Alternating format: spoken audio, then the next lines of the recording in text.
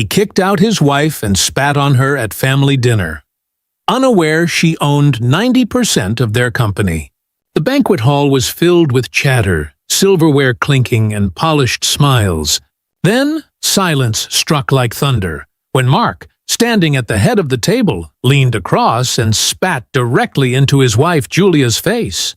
"You disgust me," he roared, his voice echoing off the marble walls. "From this moment, you're no longer my wife. Pack your bags and leave tonight. You don't deserve a seat at this table." Around them, relatives shifted uncomfortably, some hiding smirks, others pretending not to see. No one spoke up. Not his mother, who nodded in approval. Not his cousin, who chuckled under his breath. Even Julia's supposed friends lowered their eyes, afraid to lose their place in Mark's circle. Julia's heart pounded, but she did not weep. She dabbed the spit from her cheek with a napkin, lifted her chin, and gave a faint smile that unsettled him. For inside her burned a secret that none of them knew. Mark believed he had destroyed her dignity in front of the world. What he did not know was that the woman he had just humiliated owned 90% of the company he bragged about. The empire he thought was his throne stood on ground that belonged to her. Tonight he spat on her. Tomorrow he would crawl at her feet. This is the story of betrayal turned into power, and humiliation reborn as justice. Before we continue, tell us where you are watching from in the comment section. Like, share, and subscribe to this channel. The grand dining room buzzed with laughter as waiters poured red wine into crystal glasses. Mark sat at the head of the table, his tie loosened, a smug grin plastered across his face. Julia sat quietly beside him, adjusting her simple blue dress, ignored by most of the guests. Then it happened. Mark slammed his fist on the table so hard that plates rattled. He stood, his voice sharp enough to silence the entire hall. "You've embarrassed me for the last time, Julia." His hand shot out, pointing straight at her. Before anyone could react, he leaned forward and spat across the table. The spit landed on her cheek. Gasps broke the room. Forks froze midair. Aunts, cousins, and business partners looked on in stunned disbelief. But no one moved. Julia blinked, her chest heaving. She slowly reached for her napkin, dabbing her cheek with a grace that only enraged him more. "You don't belong here," Mark sneered, his words dripping with venom. "You're a parasite living off my success. Tonight, in front of everyone, I strip you of the honor of being my wife. Pack your things and get out of my house." Whispers slithered around the table. His mother smirked, proud of her son's dominance. His cousin chuckled and clinked glasses with a friend, enjoying the spectacle. Even Julia's so-called best friend, Anna, looked away, pretending to reach for her drink, too cowardly to stand for her. Inside Julia, shame and fury wrestled, but her face showed only calm. Her silence was not weakness, it was defiance.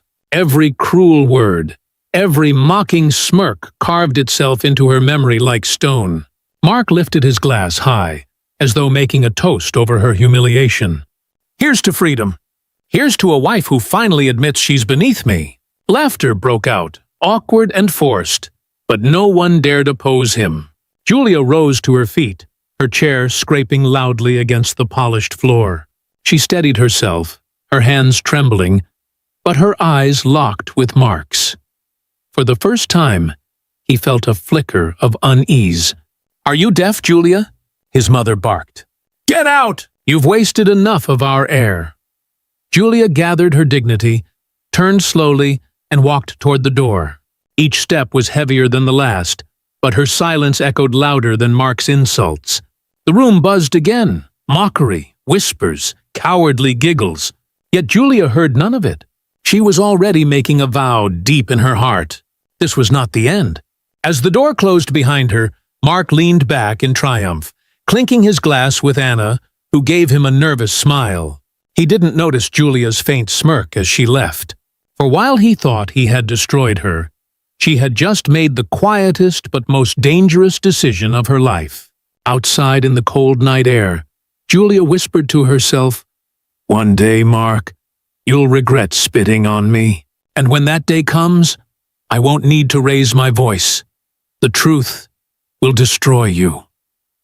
The night air bit at Julia's skin as she left the dinner hall, her heels clicking against the marble steps.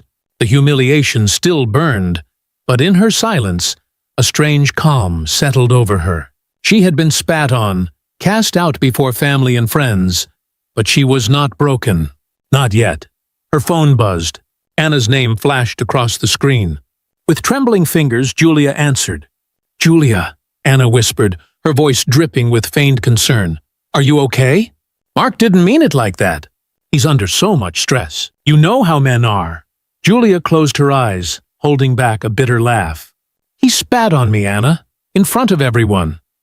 "Oh, Julia, don't be so dramatic," Anna replied softly. "He's only frustrated. Maybe if you tried harder to support him, things would be different. Don't throw your marriage away over one heated moment." Gaslighting. Julia heard it clearly. Anna wasn't calling to comfort her. She was calling to make her doubt her own pain. Meanwhile, inside the house, Mark's mother clapped him on the back. "Well done, son. You showed her who holds the power. A wife should know her place." Mark grinned, basking in her approval. His cousin chimed in, "Julia never fit into this family anyway. She's lucky you kept her this long." Back in her car, Julia stared into the dark street. Betrayal surrounded her, not only from her husband, but from every institution around her. Family, friends, even the social circles that once pretended to respect her. They all backed Mark because he was loud, arrogant, and male. She, the quiet one, was easy to erase. But Julia refused to vanish. Her silence tonight was not weakness. It was strategy. She thought of the papers locked in her study drawer, the documents no one else cared about. Proof that 90% of the company was hers, inherited quietly from her late father, whose foresight she had barely understood at the time. She whispered into the darkness, "Patience, Julia. Not now. Not yet. But soon." Her driver glanced at her through the mirror, startled by the steel in her voice. He had never heard her sound like that.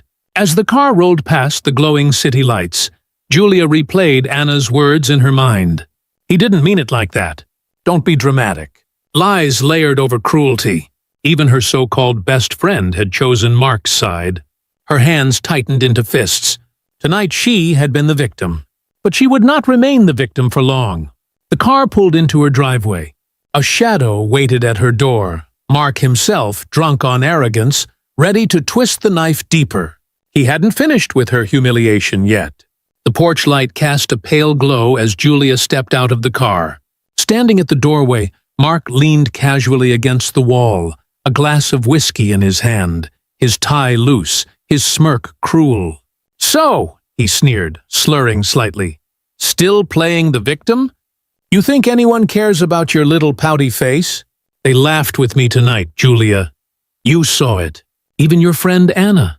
They're on my side." Julia's heart clenched, but she kept her face calm. "I don't want to fight, Mark. I just want peace." He laughed, stepping closer. "Peace? You're nothing without me. You live in this house because of me. You wear those dresses because of me. You sit at my table because I allow it. Don't ever forget that." Behind the words lay manipulation. He wanted her to crumble, to doubt herself, to cling to him despite the abuse. Later that night, Julia's phone buzzed again. Anna's name flashed across the screen. Julia hesitated before answering. "Julia," Anna said, her tone syrupy sweet, "I just wanted to check on you again. You know I care. I only want what's best for you.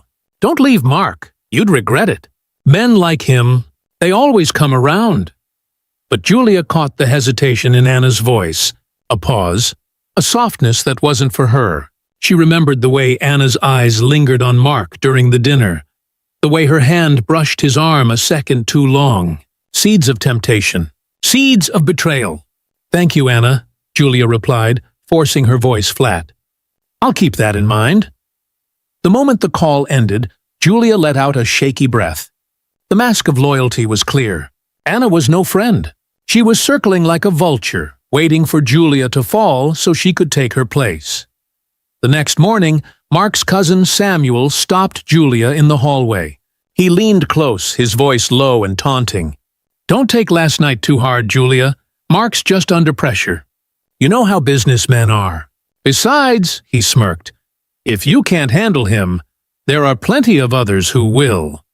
His words were a dagger cloaked in sympathy. Everyone around her wore masks of loyalty, of care, of support.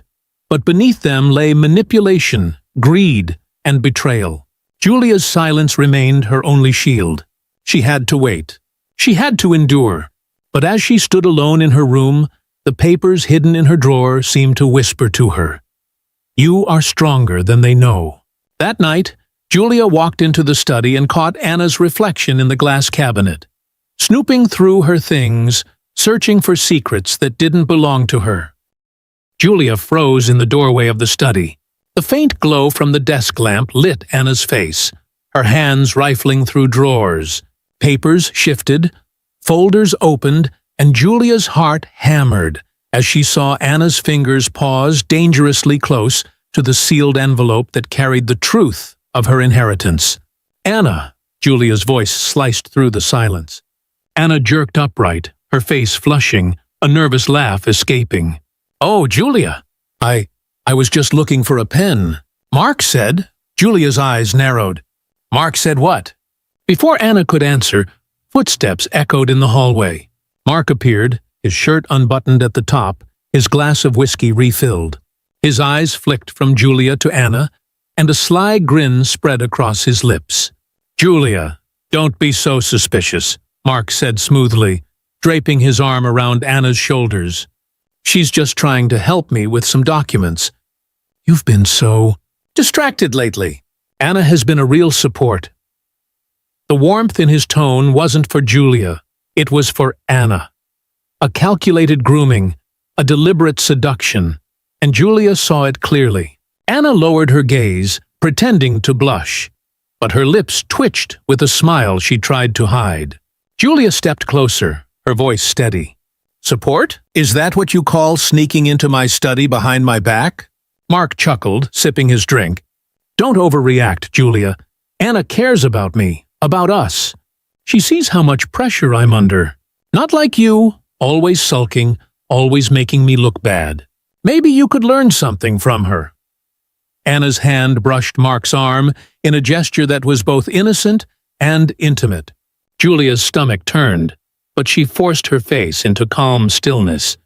"You're right," Julia whispered. "I've learned more than you realize." Mark mistook her quiet for surrender. Anna mistook it for weakness. Both believed Julia was blind. But Julia's silence was gathering into a storm. Later that night, as Mark and Anna lingered in the living room laughing together, Julia sat alone in her room, staring at the sealed envelope in her drawer. Inside lay her father's legacy, the truth that would crush their arrogance. She could reveal it now, but she chose not to. Not yet. Justice delayed would be justice doubled. Downstairs, Mark's mother entered, her sharp voice praising Anna. "You're such a bright young woman, Anna. Mark deserves someone like you by his side. Julia never fit this family." Julia, listening from the staircase, pressed her hand against the wall to steady herself. Betrayal had fully taken root. Grooming, seduction, and whispered approval had already begun weaving the net against her. But nets can break. Julia turned back toward her room, whispering under her breath, "They think I'm powerless. But the day I open these papers, every smile at my expense will turn to ashes." The house was quiet after midnight. The laughter of Mark and Anna had finally faded into the walls, leaving only the faint ticking of the grandfather clock in the hall. Julia sat at her desk, the sealed envelope before her. Her fingers brushed across it gently, as if touching the key to her freedom. She pulled it open, the crisp sound breaking the silence. Inside were documents bearing her father's signature, notarized and stamped. 90% of the company's shares, hers. The empire Mark boasted about was, in truth, her inheritance. Julia read the papers over and over, the words burning into her mind. She could walk into the boardroom tomorrow, reveal everything, and strip Mark of his power in one stroke. But she didn't. She closed the envelope again, slipping it back into its hiding place. "Not yet," she whispered. "Justice comes sweeter when it ripens." The next morning, Mark swaggered into the dining room, Anna trailing behind with a forced smile of sympathy. "Julia," Mark said loudly, "I've decided you'll be moving out of the master bedroom. Anna deserves to stay closer to me. You can take the guest room upstairs." Gasps fluttered among the household staff. Julia simply nodded, her face calm. Her silence unnerved him, but he masked it with arrogance. Later, as Samuel dropped by, he clapped Mark on the back and sneered toward Julia. "You've done the right thing, cousin. Julia was never strong enough for you. But be careful. Quiet ones can be dangerous." Julia caught his gaze. "Thank you for the advice," she said softly, her tone carrying a weight Samuel couldn't quite place. In her room, Julia began to write. A journal. Each entry documented every insult, every betrayal, every witness to her humiliation. Not because she needed proof for herself, but because one day those words would read like an indictment. When Anna peeked into her room later that night, pretending to offer comfort, Julia smiled faintly. "Don't worry about me. I'm stronger than I look." Anna blinked, unsettled by the calm certainty in her voice. Downstairs, the staff whispered quietly as they cleared the table. "She doesn't cry. She doesn't break. She just waits," one said. "Like she knows something we don't." And she did. Julia's silence was her shield. Her patience was her weapon. Her secrecy was the rope that would one day tighten around Mark's pride until it snapped. Alone in her room, Julia pressed her hand against the drawer hiding the envelope. At that exact moment, Mark's footsteps thundered up the stairs, and the doorknob to her room began to turn. The ballroom shimmered with gold lights, velvet curtains, and the hum of expensive laughter. Mark strutted across the stage in his navy suit, Anna at his side in a glittering red dress. Cameras flashed. Applause erupted. It was the company's annual gala, and Mark was soaking up every ounce of attention like a king feeding on worship. "Ladies and gentlemen," he boomed into the microphone, raising his glass, "tonight we celebrate not just our success, but the future. Under my leadership, this company will expand into territories no one else dares touch. Risks? Bah! Risk is the path to glory." The crowd cheered politely, though Julia noticed the uneasy glances among the board members seated near the front. They shifted in their chairs, whispering about reckless spending and expansion. But none dared challenge him in public. His hubris cast a shadow that silenced common sense. Julia sat quietly at a corner table dressed in elegant black, unnoticed by most. Her calm eyes watched everything. Mark's swagger, Anna's staged smile, Samuel whispering into the ears of directors about bold investments. They all fed his ego like priests feeding an idol. Behind the mask of applause, cracks widened. One director muttered, "This isn't sustainable." Another whispered, "If only we had the power to stop him." Julia's lips curved in the faintest smile. "You do. You just don't know it yet." On stage, Mark pointed dramatically toward Anna. "And let us thank my dear friend Anna for her endless support. She has been by my side through every storm." Gasps and murmurs stirred the room.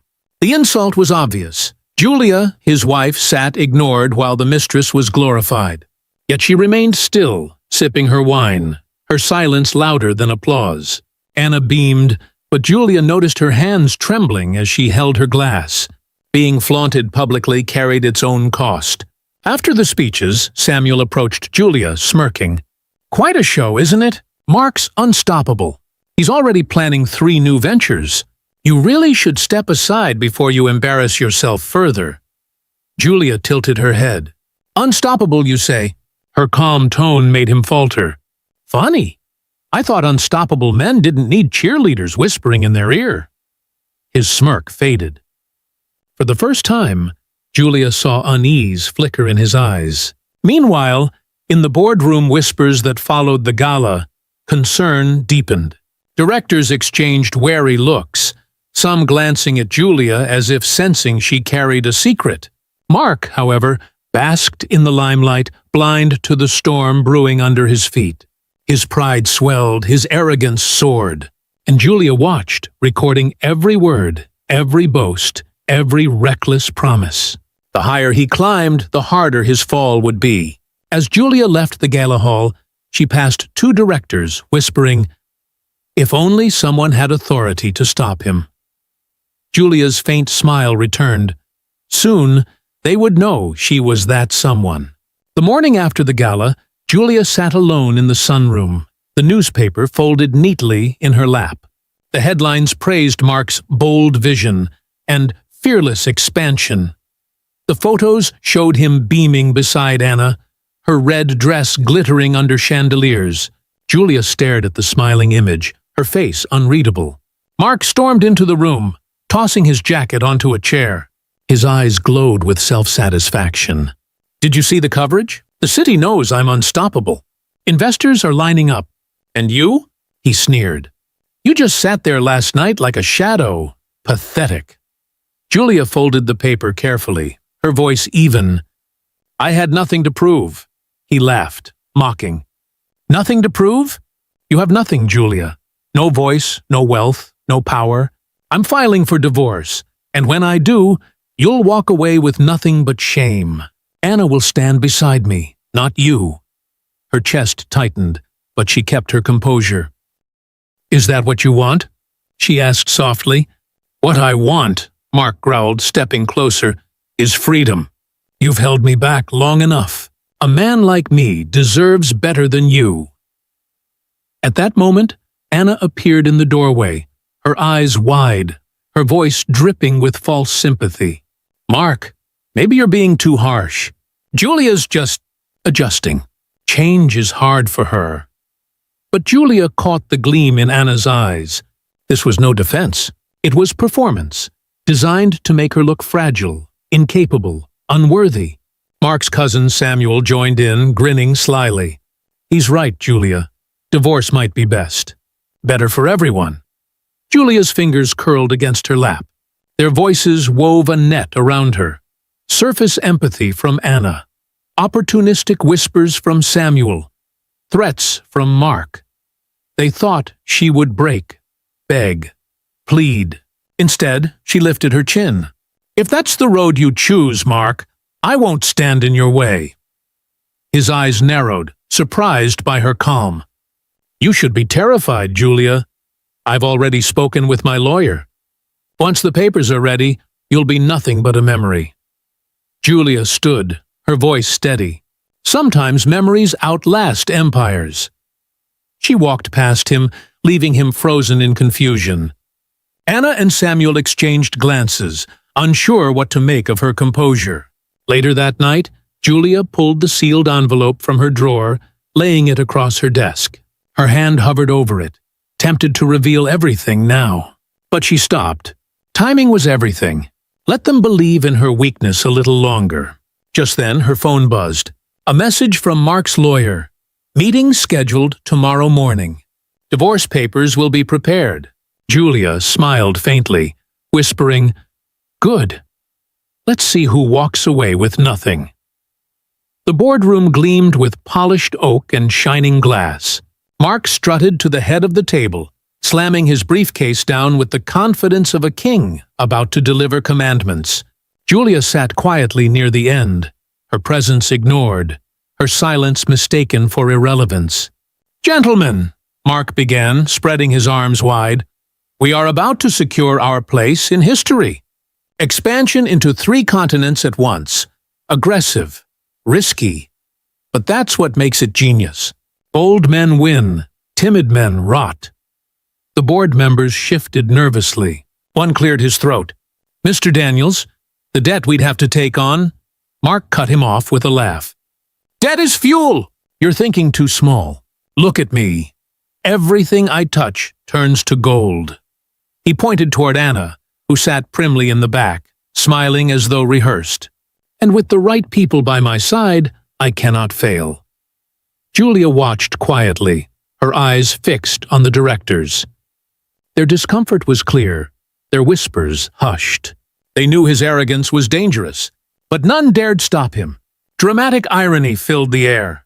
For while Mark boasted of power and ownership, the true weight of the company rested in Julia's locked drawer at home. 90%, hidden, unacknowledged, yet absolute. Samuel leaned over and whispered in Julia's ear, smug. "Do you see how unstoppable he is? Even the board trembles. You're finished, Julia." She turned her head slowly, meeting his smirk with calm eyes.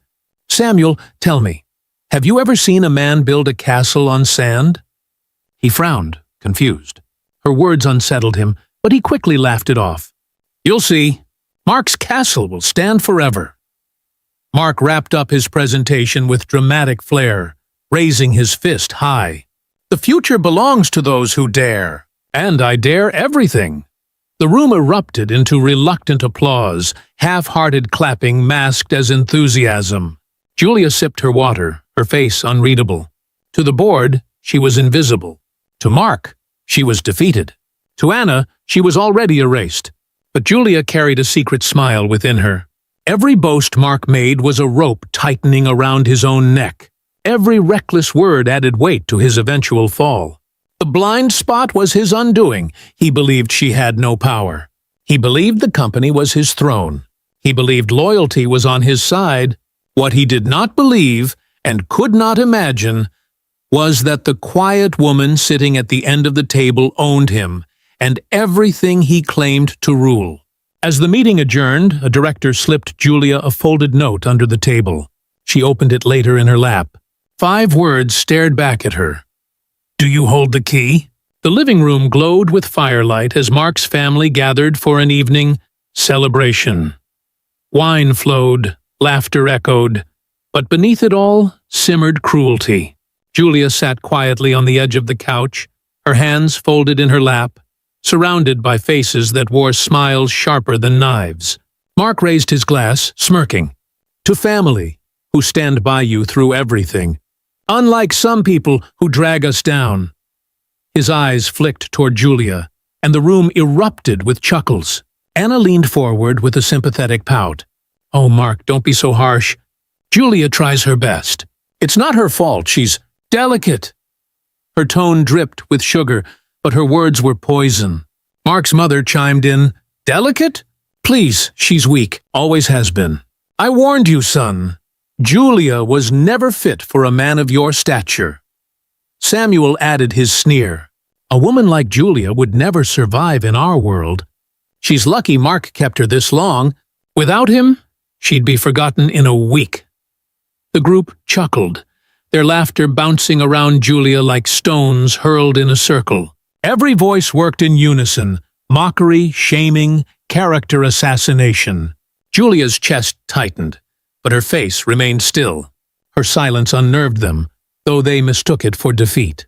Inside, however, she felt each insult carve itself into her resolve like a chisel shaping stone. Mark leaned back, wrapping his arm around Anna. "She should be grateful. I gave her a name, a life, a seat at this table. Without me, she's nothing." Anna's hand rested delicately on his shoulder, her smile victorious. Samuel raised his glass again. "To Mark, the man who deserves better." The clique laughed louder, emboldened by their shared cruelty. Julia's eyes swept the room, her supposed friend betraying her, her husband flaunting arrogance, his mother fueling disdain, his cousin whispering poison. But Julia noticed something else. The staff who lingered at the edges, carrying trays and clearing glasses.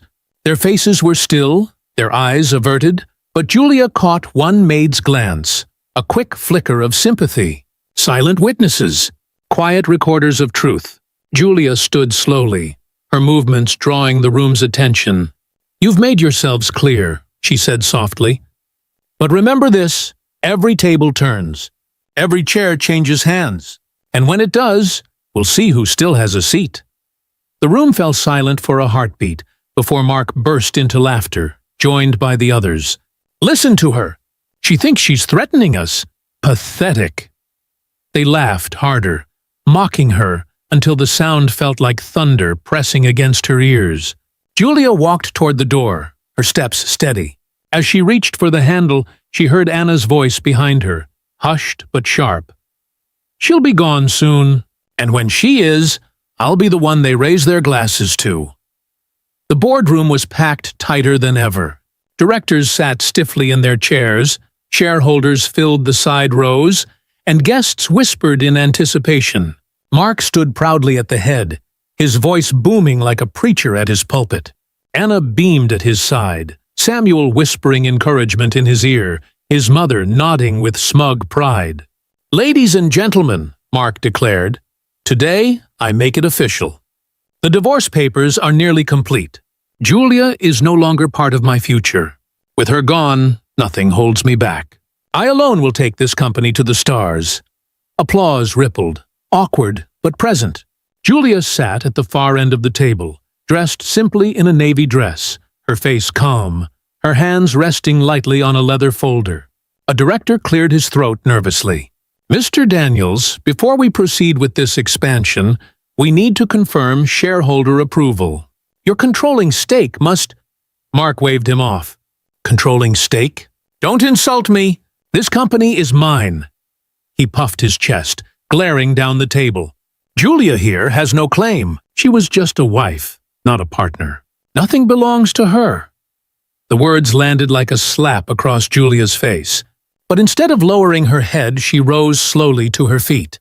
The room stilled. Even Mark faltered for half a second. "Are you certain, Mark?" Julia's voice carried, calm and steady. "Are you sure nothing belongs to me?" Mark barked out a laugh. "Of course. You have nothing." Julia placed the leather folder on the table and slid it toward the directors. "Gentlemen, inside this folder are legal documents signed by my late father and verified by compliance.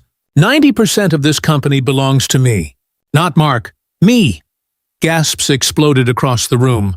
Directors scrambled for the papers, flipping through stamped pages, signatures, official seals. Their eyes widened. Murmurs rippled like waves. Mark's smirk shattered. "Lies! This is forged." The company secretary stood, adjusting his glasses. "These documents are legitimate. Verified, signed, and registered years ago. Julia Daniels is the majority shareholder." The board erupted in whispers. 90%! She owns everything. She can remove him. Julia straightened, her eyes on Mark. "You spat on me in front of family. You humiliated me, mocked me, discarded me. You thought I was powerless. But today, in front of this board, I strip you of the title you abused. Effective immediately, you are no longer CEO." The directors nodded, their voices joining one by one until the chorus became unanimous. "Agreed, removed, done."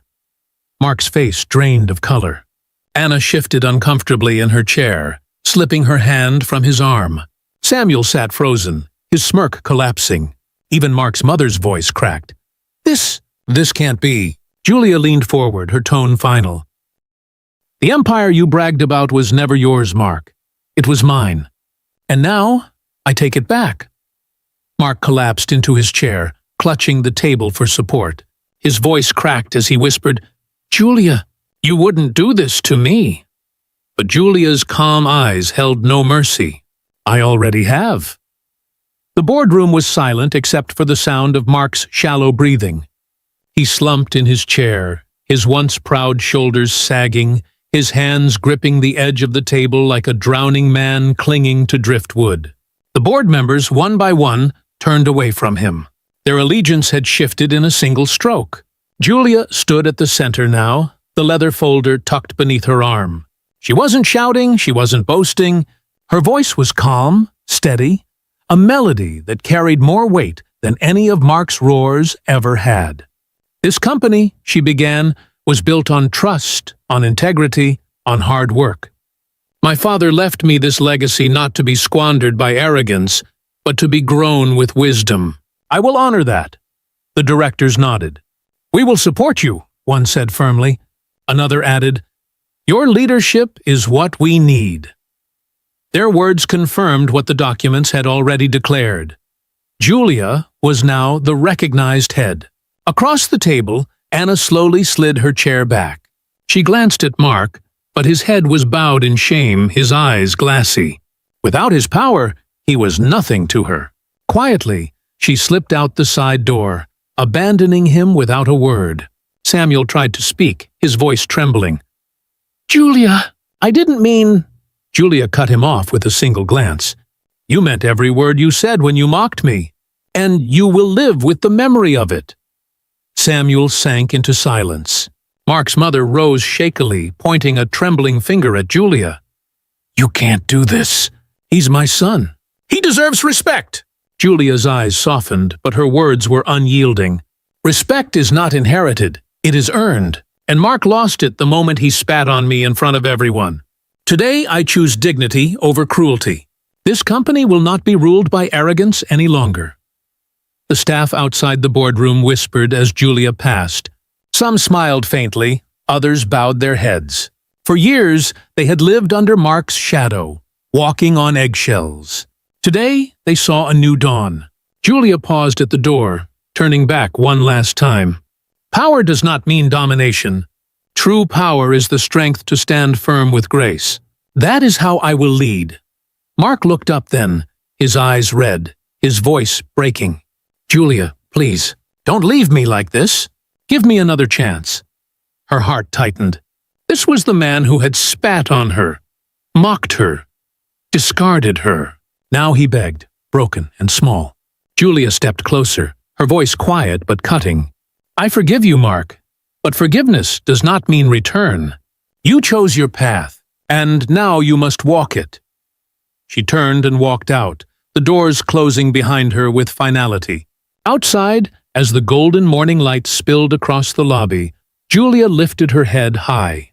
The empire was hers, her dignity restored, and for the first time in years, she felt truly free.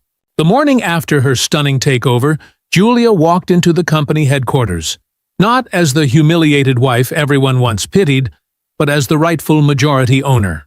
The building seemed to buzz differently. Staff who once avoided her gaze now straightened and greeted her with respect.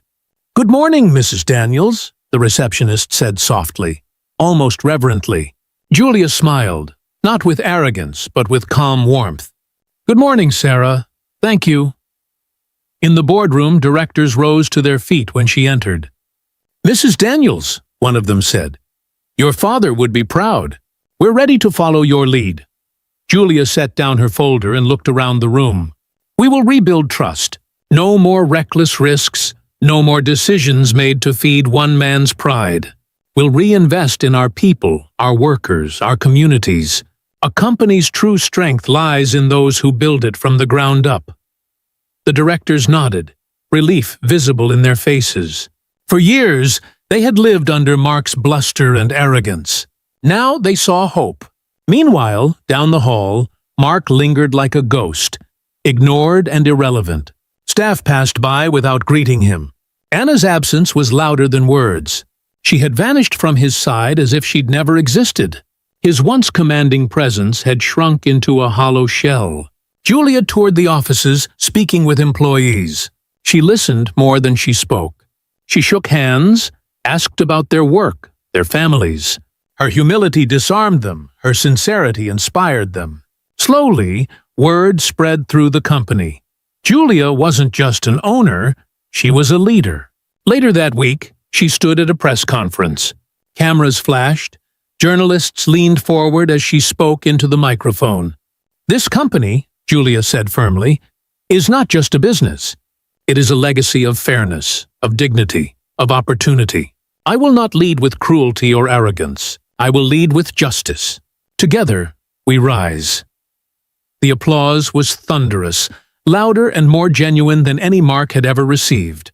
Back in his empty office, Mark sat slumped at his desk, staring at old newspaper clippings of his so-called victories. His reflection in the glass looked nothing like the king he once imagined himself to be. For the first time, he realized the truth. His empire had never been his. It had always belonged to Julia. But Julia didn't dwell on his downfall. Her eyes were fixed forward, on growth, on fairness, on legacy. She had been humiliated, spat upon, mocked, betrayed. Yet, from the ashes of that humiliation, she had risen stronger than ever. That evening, as Julia returned home, she found Mark waiting on the porch in the cold rain, his suit rumpled, his eyes desperate. He dropped to his knees before her. "Julia, I can't live without you, please! Take me back!" The rain poured hard, drenching the porch as Julia stepped from her car. There, kneeling in the puddles, was Mark. His suit clung to his body, soaked and rumpled, his once-groomed hair plastered to his forehead. The man who had once spat on her in front of family now bowed in the mud before her. "Julia," his voice cracked, trembling like a broken child. "Please, forgive me. I was a fool. I don't want Anna. I don't want the company. I just want you. Take me back. I'll change, I promise." Julia stood under her umbrella, watching him. The neighbors across the street peeked from behind curtains. 2 staff members on their way out stopped in the driveway, whispering to each other, stunned. The scene was undeniable. Mark Daniels, the arrogant king, reduced to a beggar. "Stand up, Mark," Julia said softly. "You're humiliating yourself." He shook his head violently, clutching at her dress hem. "No, I deserve this. I deserve worse. I spat on you. I cursed you. I betrayed you. But please, don't leave me like this. Give me one more chance." Memories flashed through Julia's mind. The dinner table spit, Anna sneaking in her study, Samuel's sneers, his mother's cruel words. Every humiliation pressed on her heart like thorns. And yet, she remained calm. "Do you remember the night you spat on me?" Julia asked quietly. Mark froze. "Julia, please, you told me I was nothing, that without you I was worthless." Her eyes locked with his, steady and sharp. "And now? Who is nothing, Mark? Who is worthless?" He sobbed openly, collapsing at her feet. "Me, I am. But I can change, Julia. I'll be a better man if you just give me one chance." Julia bent down slightly, her tone gentle but unyielding. "Mark, love is not begging. Love is not cruelty.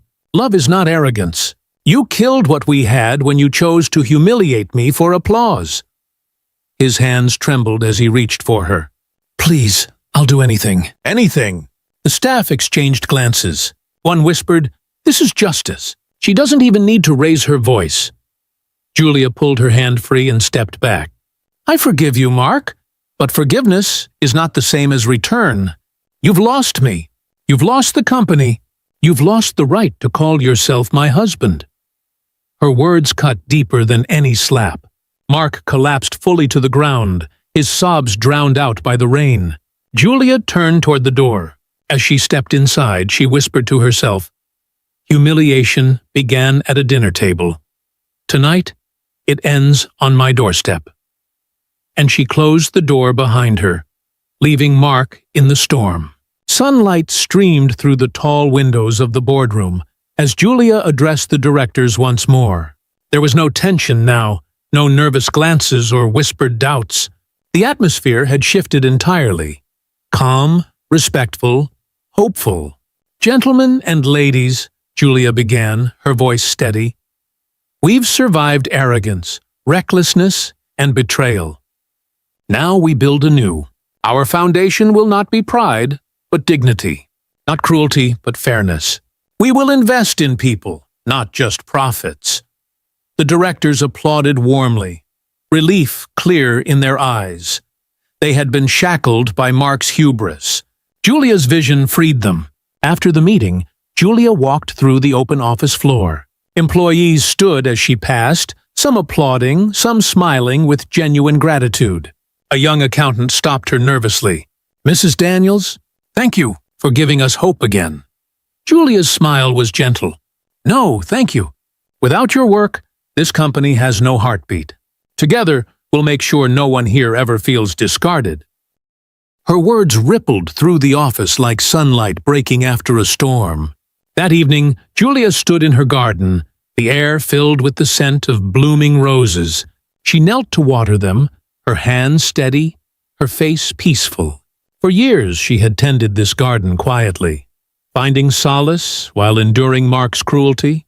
Now, it symbolized something new. Her rebirth. From behind the fence, she heard voices. Neighbors whispered about the change. "Did you see her? She commands the company now. Mark is finished." Another voice replied, "She carries herself like a queen, but with kindness." Julia didn't turn to correct them. She didn't need a crown. Her dignity was enough. Inside the house, Mark sat alone in the guest room, a shadow of himself. He stared at the walls, ignored, stripped of power, begging for scraps of the life he once mocked. Julia passed his door without pause. She had no desire for revenge and cruelty. His downfall was punishment enough. Instead, she opened the front door to greet the staff returning from errands. She thanked them by name, asked about their families. Small gestures, but ones that built loyalty stronger than any contract. Later, she sat at her desk, opening her journal. She wrote the final words of her private record. "They spat on me. They mocked me. They thought I was powerless. Today I walk in dignity, and they kneel in the dust." Justice is complete. As she set down her pen, a knock came at the door. Julia rose, already knowing who it was. Mark stood outside once again, his face pale, his hands trembling, his voice breaking. "Julia, I have nothing left. Please, don't let me die alone." The evening air was cool as Julia opened the door. Mark stood on the porch, gaunt and broken. His once polished shoes were scuffed, his suit wrinkled beyond recognition. The proud man who had once spat on her at the family dinner table now trembled like a child, clinging to the last thread of hope. "Julia," he whispered, his voice hoarse, "I have nothing left. No company, no friends. Anna's gone. Even my family has turned their backs on me. You're all I have. Please, don't let me die alone." Julia studied him for a long moment. Memories flashed before her. The spit on her cheek, the laughter of his family, the whispers of betrayal, the circle of wolves mocking her. And then, the moment she had risen, folder in hand, turning humiliation into power. She stepped outside, letting the door rest gently behind her. "Mark," she said softly, "I don't hate you. Hatred only chains me to the past. I've forgiven you." Hope flickered in his eyes. Then you'll take me back?" Julia shook her head gently, her voice calm but resolute. "Forgiveness does not mean return. I've moved forward. My life is no longer yours to break. You had your chance, and you destroyed it. What's left now is only pity." Mark's face crumpled, his knees buckling. He fell onto the steps, sobbing openly. The man who once ruled with arrogance now wept in the dirt, stripped of every illusion of power. Julia bent slightly, her eyes kind but unwavering. "You taught me something, Mark. You showed me what cruelty looks like. And because of that, I chose to live by its opposite. I will lead with grace, with justice, with dignity. That is my legacy, not you." She straightened, lifting her chin toward the dark sky. "Goodbye, Mark. May you find peace one day, far from me." With that, she turned and walked back inside, closing the door gently but firmly. Mark remained on the porch, his cries echoing into the night, unheard and unanswered. Inside, Julia stood in the quiet warmth of her home. She touched the folder on her desk, then looked out toward her blooming garden.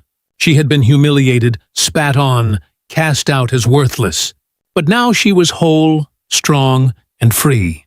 The story had ended not with vengeance, but with dignity, not with cruelty, but with grace. And that was the sweetest victory of all.